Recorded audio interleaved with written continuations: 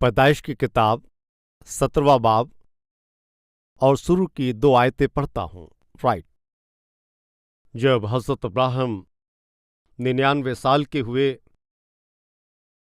तब खुदा ने अब्राहम को नज़र आकर उनसे कहा, मैं खुदा कादिर मुतलक हूँ, तुम मेरे हुजूर में चलो और कामिल हो, और मैं अपने और तुम्हारे दरमियान अहद बांधूंगा और तुम्हें बहुत ज़्यादा बढ़ाऊंगा। और एक दिन 2 शख्स मेरे पास आए, ऐसा मान लेते हैं, और उन्होंने कहा कि हमारे लिए दुआ करें, औलाद नहीं है, ऐसा हम सोच लेते हैं। और उनके लिए दुआ की। दुआ करने के बाद अब अच्छी तरह से रहना चाहिए, ऐसा ना करके आप हिम्मत से रहिए, खुदावन ज़रूर आपको औलाद बख्शेगा, ऐसा कहा। और मेरे लिए उन शौहर बीवी का जो अकीदा था, उस अकीदे को लेकर, उस भरोसा करते हुए वो मेरे पास आए। एक खादिम के तौर पर खुदा की तरफ से खुदा ने मुझे ठहराया, और खुदा के खादिम ने जो कुछ कहा है वो पूरा ज़रूर होगा। इस तरह से उन दोनों ने यकीन किया। अब उनको औलाद मिली या नहीं मिली ये जानना है तो 2 या 3 महीनों में मालूम हो जाता है। 2-3 महीने हो गए हैं, लेकिन अब ऐसी कोई भी निशानी दिखाई नहीं देती है। और अब 6 महीने बीत गए हैं, लेकिन अभी ऐसी कोई भी निशानी नहीं दिखाई देती। अब 1 साल बीत गया, लेकिन फिर भी कोई निशानी नजर नहीं आती है। अब 2 साल हो गए हैं, लेकिन अभी भी कोई निशानात नजर नहीं आते। लेकिन एक दिन वो तब आया जबकि उन्हें ये दिखाई दिया। उस तरह जब उनको ये दिखाई दिया, मेरे लिए बड़ी इज्जत की वजह से वो आकर उन्होंने कहा, ब्रदर आप अच्छे हैं? मैंने कहा हाँ अच्छा हूं। मैं पूछा आप अच्छे हैं? उन्होंने कहा जी हाँ। हम बिना औलाद पाए बहुत परेशान हैं, और 2 बरस पहले हम आपके पास आकर के दुआ कराए थे, और आपने कहा था खुदावन अपने वक्त के मुताबिक तुम्हें औलाद देगा। क्या मिला, क्या बताने दीजिए। अच्छा बताइए। 6 महीने बीत गए, 1 साल हुआ, 1.5 साल हो गया, 2 साल हो गए, अभी तक कोई फल नहीं मिला। मैंने कहा रुकिए, फिर मैं दुआ करूंगा। मैंने फिर दुआ की। मैंने उनके लिए दुआ की, इनको औलाद बख्श दीजिए। मैंने दुआ करके, आप तसल्ली रखिए, खुदा सही वक्त पर आपको औलाद देगा, ऐसा कह दिया। और पहली बार जब मैंने कहा था, लेकिन उसकी क्या वजह रही मैं नहीं जानता, लेकिन इस बार भाई ने बहुत अच्छी तरह से दुआ की है, और इस तरह यकीन किया, और वो चले गए। 2 महीने बीत गए, 3 महीने बीत गए, कोई निशानी नहीं। और अभी 6 महीने का एक लंबा वक्त बीत गया। 1 साल हो गया, कोई निशानी दिखाई नहीं दी। 2 साल बीत गए, कुछ दिखाई नहीं दिया, और वो फिर से मुझे कलीसिया में नजर आए। अच्छे हैं भाई बहन, अच्छे हैं? उन्होंने कहा हाँ अच्छे हैं। अच्छा बच्चों के लिए क्या है? आपने दुआ की थी, लेकिन अभी तक कुछ नहीं मिला। अच्छा आप फिक्र मत कीजिए, मैं दुआ करूंगा। उन्होंने कहा जरूरत नहीं है पादी साहब, अब वो दुआ जो है बस हम ही कर लेंगे, और आप दुआ करना, और उसके बाद ये कहना कि देखो अब खुदा तुम्हें औलाद देगा, और हमारा उस बात पर उम्मीद रखना, और उम्मीद की हुई बातों को निरंतर इंतजार करते रहना। और कई बार वो उम्मीद पूरी ना होकर के मायूसी आना, इसलिए रहने दीजिए पादी साहब, और खुदा को जब देना है तब दे देगा। बीच में आपके वादे ये किस लिए हैं? ऐसे कहेंगे या नहीं? अगर वो सीधे मेरे मुंह पर ना भी कहें तो दुआ करूंगा आइए, ऐसा कहने पर शौहर बीबी जरूर एक दूसरे को देखेंगे। 75 साल की उम्र में खुदा ने इब्राहिम से मुलाकात की, और खुदा ने कहा तुम अपने मुल्क और इस जगह से, और अपने बाप दादों के घराने से, और अपने रिश्तेदारों की तरफ से तमाम बातों को छोड़कर उस मुल्क में चले जाओ जो मैं तुम्हें दिखाऊंगा। मैं तुम्हें औलाद बख्शूंगा और फिर मैं तुमसे एक बड़ी कौम बनाऊंगा और तुम्हारी मार्फत दुनिया के तमाम लोग बरकतों को पाएंगे। मैं तुम्हें बढ़ाऊंगा और तुम बहुतों को बरकत दोगे। आओ। खुदा ने बुलाया। किस उम्र में? 75 साल की उम्र में।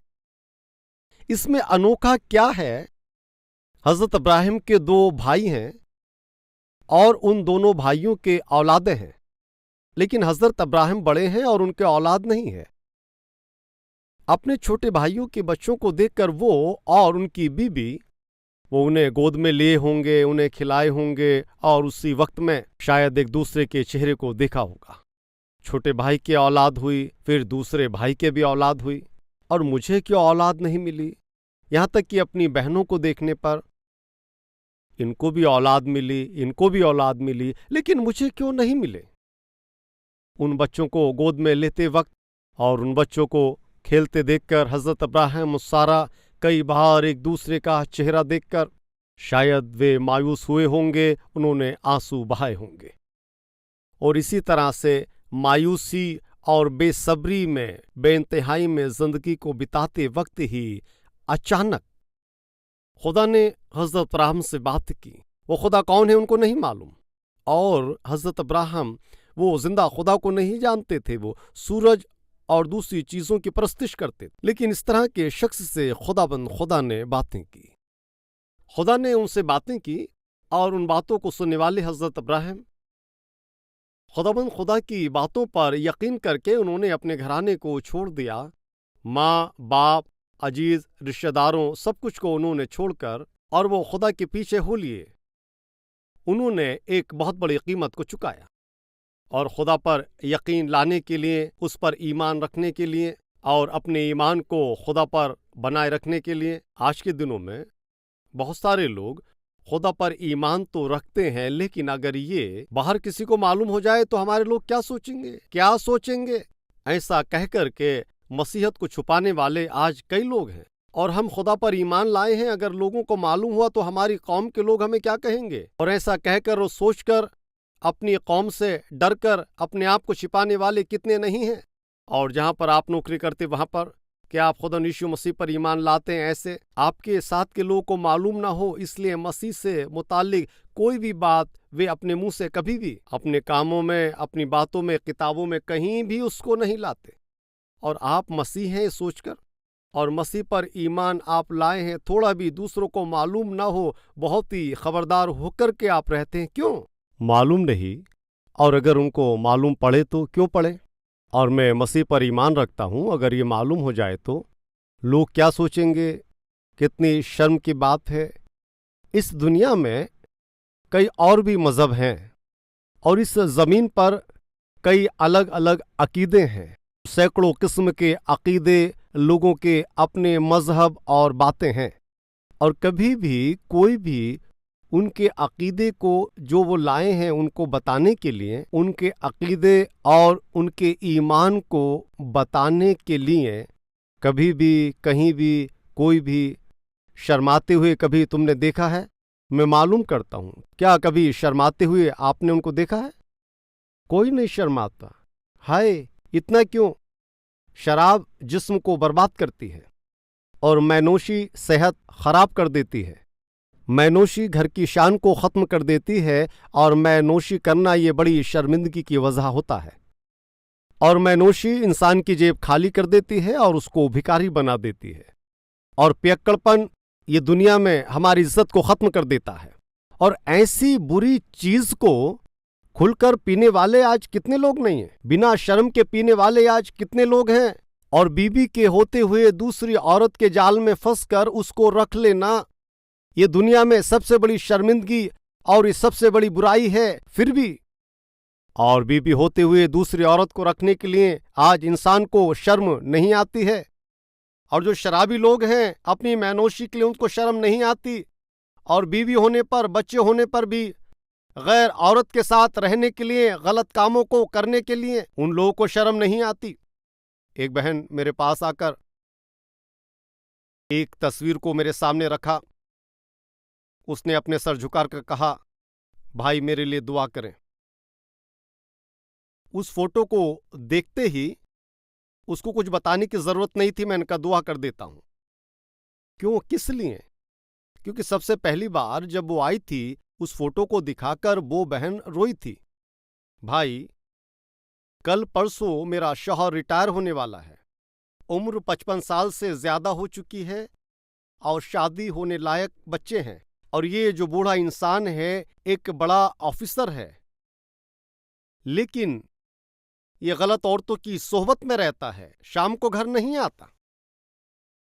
یہ بازار میں رہنے والی غلط عورتوں کے پاس جا کر رات کو گھر دیر سے آتا ہے، اور یہ باتیں اگر باہر پتہ چلیں تو میرے بچوں کی شادی نہیں ہوگی، اور یہ باتیں اگر میرے گھر کے لوگوں کو معلوم ہوئی تو وہ مجھے کیا کہیں گے؟ پوچھا بہن کیا یہ ان کو نہیں معلوم ہے؟ انہوں نے کہا ہاں بھائی معلوم تو ہے، لیکن سب لعنت دیں گے۔ یہ انہیں معلوم ہے کہ بچوں کو معلوم ہوا تو وہ منہ پر تھوکیں گے اور بچوں کی شادی نہیں ہوگی۔ اسے یہ بھی معلوم ہے، لیکن نڈر ہو کر وہ غلط عورتوں کے پیچھے جاتا ہے۔ ہائے! گناہگار لوگ اپنی غلط باتوں کو پورا کرنے کے لیے آج شرماتے نہیں ہیں، لیکن میرے اور آپ کے لیے بیچ بازار میں صلیب کو لے کر چلنے والا، میرے اور آپ کے لیے بیچ بازار میں کوڑوں کی مار کھانے والا، اور میرے اور آپ کے لیے اس بڑی صلیب کو اٹھا کر منہ پر اپنے تھوکوا کر کے اور تمام لعنتوں کو سہتے ہوئے اور کلبڑی کے پہاڑ پر ساری دنیا کے گناہوں کو اپنے اوپر اٹھا کر اس صلیب پر میرے اور آپ کے لیے وہ بے-حیائی کے کام جو ہم نے کیے تھے میرے اور آپ کے لیے، اس نے شرمندگی کو چھوڑ کر کھلم کھلا اس صلیبی موت کو میرے اور آپ کے لیے سہنے والا، اس مسیح کے لیے گواہ بن کر جینے کے لیے تمہیں شرم آتی ہے؟ اور ایسے خدا کی میں اولاد ہوں ایسے کہہ کر تمہیں شرم آتی ہے؟ شرم نہیں ہے؟ اور جو شرابی ہے شراب کو لے کر نہیں شرماتا، جناکار زنا کی باتوں کو لے کر نہیں شرماتا، اور رات کو 10:30 بجے 11 بجے حیدرآباد کی سڑکوں میں کتنے ہی لوگ بے شرم ہو کر کے اور بڑے نڈرتا سے سڑک کے کنارے غلط عورتیں کھڑی ہوتی ہیں، کیا تم نے نہیں دیکھا؟ اور جسم کا سودا کر کے وہ جیتی ہیں لیکن شرماتی نہیں۔ لیکن جن باتوں پر شرم آنی چاہیے انسان اس پر نہیں شرماتا ہے، مسیحی لوگ۔ لیکن جس کے لیے نہیں شرمانا ہے، اب تم کو یہ شرمانا صحیح ہے کیا؟ خدا نے ہم سے یہ کہا ہے، تم میرے لیے لوگوں کے بیچ میں جو میرے نام اور میری باتوں کو لے کر شرمائے گا، میں خداوند کے پاس فرشتوں کے بیچ میں اس کے لیے میں بھی اس دن بہت شرماؤں گا۔ خداوند آپ کو اپنے بیٹے اور بیٹیوں کی شکل میں بتانے کے لیے، اور ایک شرمندگی کا جیون، شرمانے والی زندگی جو تم خدا کے لیے جیتے ہو وہ بالکل غلط ہے۔ اس حقیقت کو مت بھولیے۔ میرے عزیز بھائیوں اور بہنوں، کلبری آواز کو سننے والے آپ نڈر ہو کر مسیح کی مانند، نڈر ہو کر خدا کے کلام بائبل کو اپنے ہاتھ میں لے کر خدا کی حضوری میں آنے کے لیے آپ اپنے آپ کو حاضر کرو، یہ میں چاہتا ہوں۔ اور اس دن حضرت ابراہیم جسے وہ نہیں جانتا اس خداوند کی بلاہٹ پر، اور اس مہان خدا کی بلاہٹ کو سن کر انہوں نے اپنے باپ کے گھرانے، اپنے رشتہ داروں کو اور اپنے ملک کو چھوڑ کر آ جانا کیا اتنا آسان ہے آپ یہ کہیں گے؟ اور اپنا سب کچھ چھوڑ کر، جس خداوند کو کبھی دیکھا نہیں، اس کے پیچھے سب کچھ اپنے عزیز رشتہ داروں کو چھوڑ کر آنا آسان ہے کہیں گے؟ نہیں ہے۔ حضرت ابراہیم نے بڑی قیمت چکائی ہے زندہ خداوند خدا پر ایمان رکھنے کے لیے، ان کے ساتھ چلنے کے لیے۔ آج میں معلوم کرتا ہوں آپ خداوند کے فرزند بن کر جینے کے لیے مسیح پر ایمان لاتا ہوں یہ کہنے کے لیے کتنی قیمت آپ چکا رہے ہیں، نڈر ہو کر یہ کہنے کے لیے کہ میں مسیح ہوں۔ آپ کو تھوڑا سا بھی ڈرنے کی ضرورت نہیں ہے، اور ایسے ڈرنے کی ضرورت نہیں ہے جیسے بھی ہو دنیا میں ہم جی رہے ہیں، آپ ڈر کیوں رہے ہیں؟ ارمو برانڈ کہلانے والا ایک شخص جو خدا کا خادم تھا، مسیحی خلافت، مسیحوں کے خلافت والے ملک میں وہ رہتے تھے، اور اس ملک میں رہنے والے بڑے آفیسروں کے لیے ایک مجلس بلائی۔ اس مجلس میں رچرڈ برینڈ اور ان کی بیوی کو بھی بلایا گیا، اور ان دونوں کو بلایا گیا تھا، اور وہ لوگ وہاں جا کر بیٹھے تھے۔ اور اس میٹنگ میں بولنے والا وہ شخص کوئی مدعا نہ ہونے پر بھی مسیحت اور مسیحیوں کے خلافت میں اس شخص نے وہاں پر بولنا شروع کیا۔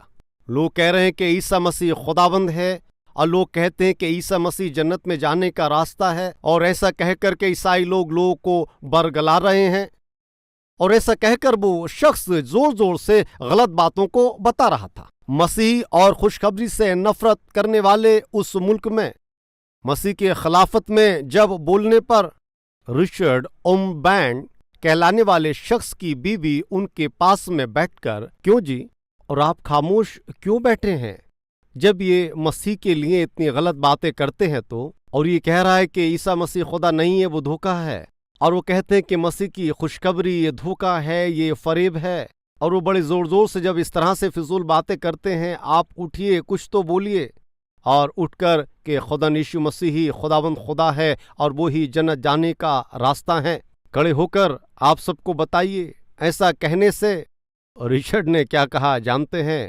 پگلی، اگر میں کھلے طور پر اس بڑی مجلس میں مسیح کے لیے گواہ ہونے کو کہوں گا تو تمہیں تمہارا شوہر ملے گا ہی نہیں، بچے گا ہی نہیں، تمہارے شوہر کو جیل میں ڈال دیں گے، اس طرح سے کہا۔ اور تب ان کی بیوی نے کیا کہا آپ جانتے ہیں؟ مسیح کے ساتھ لگن سے نہ جینے والے شوہر کے ساتھ جینے سے یہ بہتر ہے۔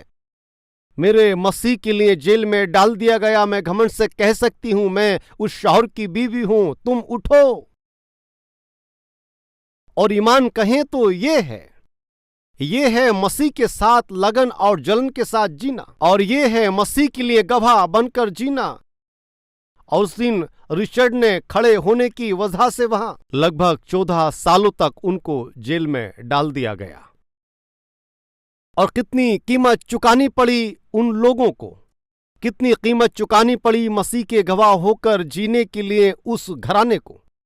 آج بے خوف ہو کر آپ بائبل لا سکتے ہیں، بے خوف ہو کر آپ مسیح کے فرزند کی مانند اپنے آپ کو چلا سکتے ہیں، پھر بھی ہم میں سے بہت لوگ میں مسیح ہوں، مسیح پر ایمان رکھتا ہوں، وہی ایکماتر نجات دیتے ہیں، یہ بتانے کے لیے شرماتے ہیں۔ یہ کتنی غلط بات، یہ کتنے شرم کی بات ہے۔ اسی وقت میں کچھ بھائی اور کچھ بہنیں جنہوں نے دوسری قوموں میں پیدا ہوئے، شوہر کو نہیں معلوم ہے کہ آپ مسیح پر ایمان لائے ہیں، اور ماں باپ کو نہیں معلوم ہے کہ آپ مسیح پر ایمان لائے ہیں، اور کسی نے مسیح کے لیے آپ کو بتایا کہ مسیح ہی نجات دینے والا ہے، اور آپ نے اس بات کو جان لیا، آپ نے نجات پالی، اور آپ کے ماں باپ کو معلوم ہونے پر وہ آپ کو شاید گھر سے نکال سکتے ہیں، آپ کا شوہر آپ کو مار کر گھر سے نکال سکتا ہے۔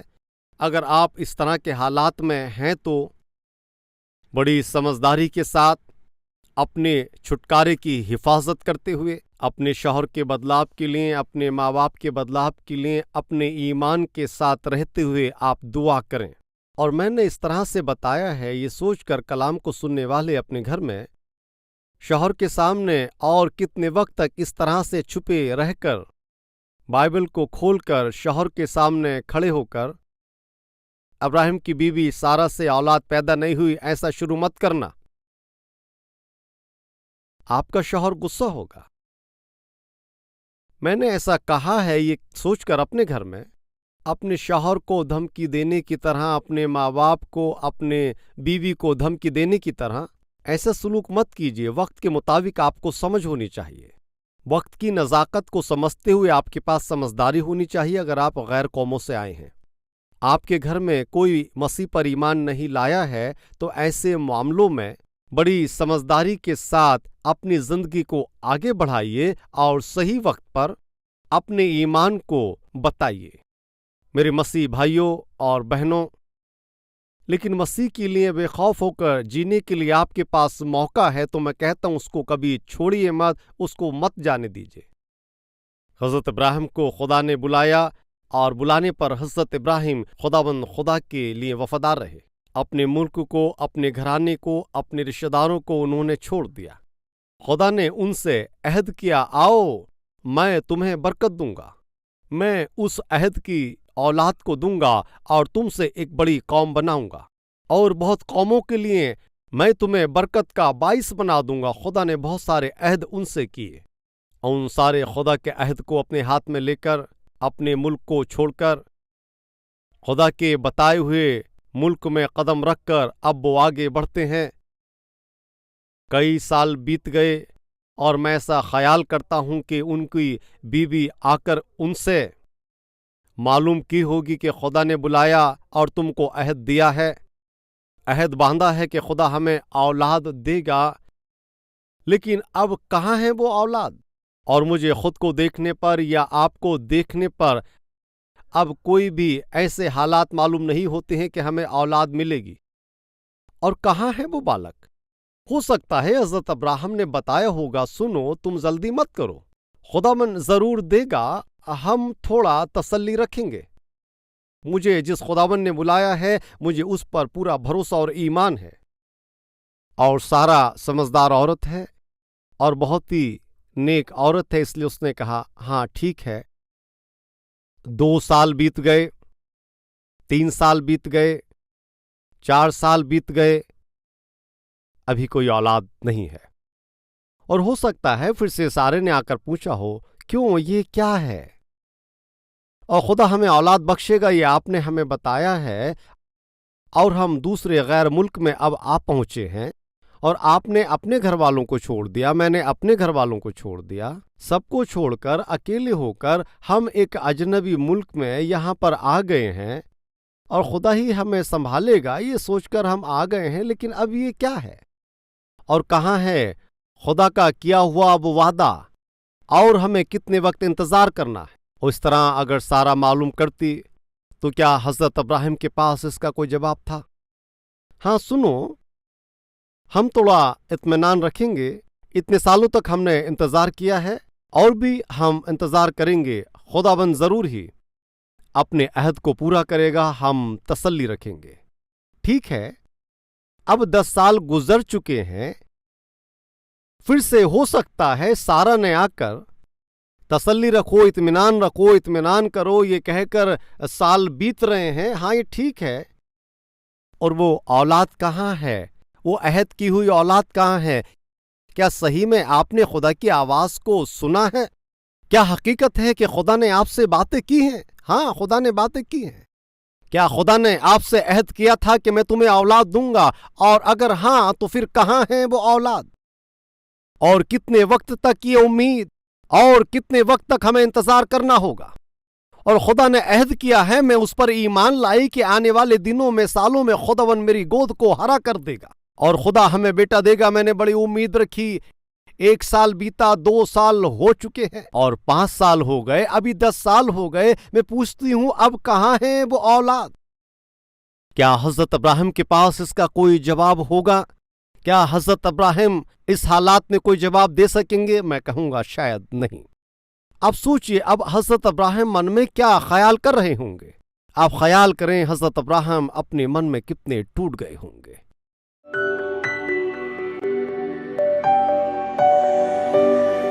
हमारे प्यारे अजीज खुदावंद खुदा, आपने साफ तौर तरीके से हमसे बातें की है खुदा, हम आपका शुक्र करते हैं।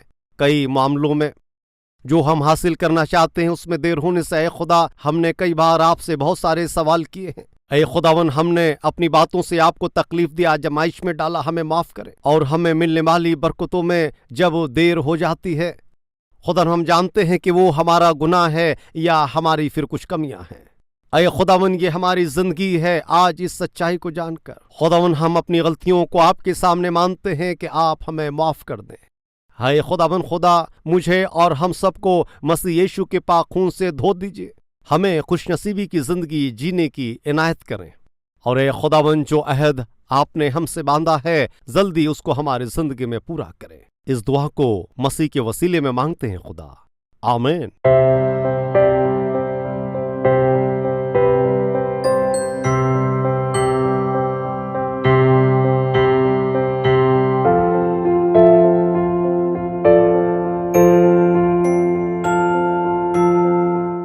Address Calvary, Post Box number 30, Kukatpalli, Hyderabad 72.